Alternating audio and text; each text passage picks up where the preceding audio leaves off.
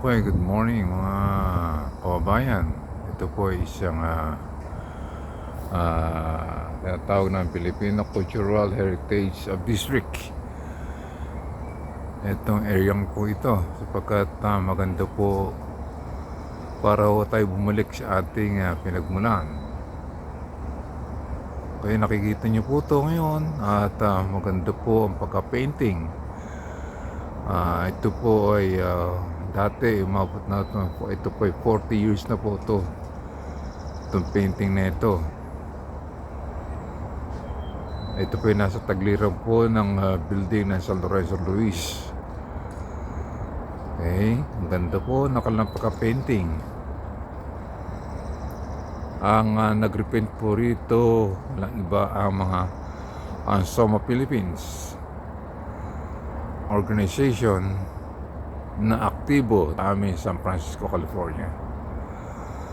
Yun po, ang ganda po na pagka-painting nito mga kabayan. Namamangha po kayo talaga sa painting nito. Sobrang ganda po ang painting nito ngayon.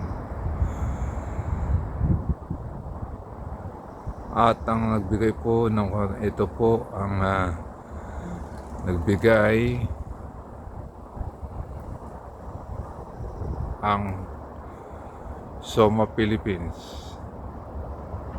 Sila po ang nag-restore uli ng painting na yun neto dito sa aming lugar sa may Lapu-Lapu Street.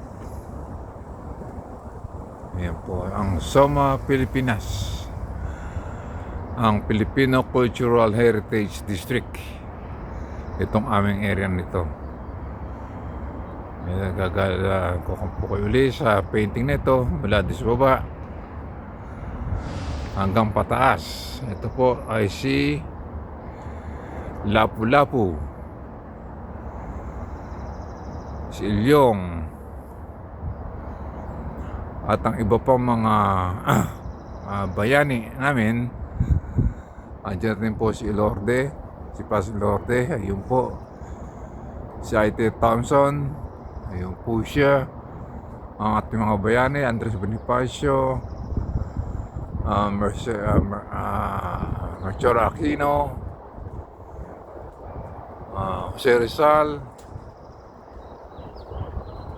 Apolinario Mabini. Ang pinakadulo po ang inang bayan ng Pilipinas.